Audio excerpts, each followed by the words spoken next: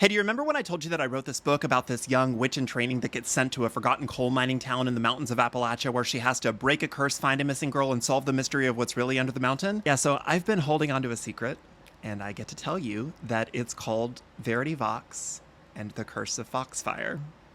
And it comes out next year. And I can't believe I get to say that.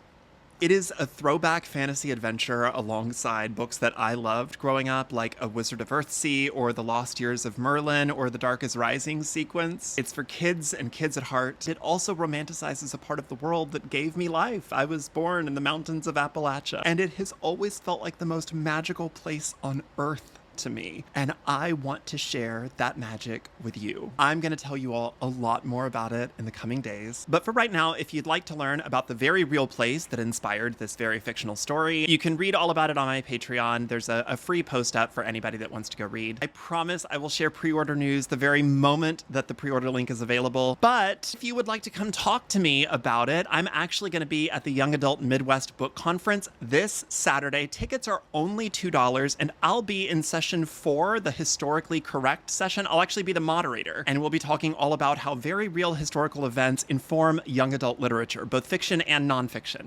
I am so beyond words that I get to invite you to Foxfire. This has meant so much to me. I've wanted to be a writer since I was a little kid. And I've published before, self-published 2 collections of poetry, and I published with a big 5, a nonfiction debut, but it was under a pseudonym. It's going to get to be my name on a book cover.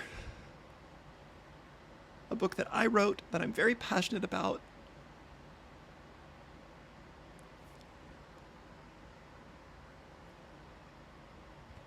And I did it the hard way, you know? I queried an agent, and we submitted it to publishers, and they said yes. And now you get to read this book. So much of this journey that I've been on, this weird social media trajectory, has all felt so fake. My last book came out during the pandemic, but both my last poetry collection and my nonfiction debut came out during the pandemic, and so much of this hasn't felt real. I've never really gotten an opportunity to meet very many of you, except, running into a handful of you around Chicagoland from time to time. But I've never met my readers.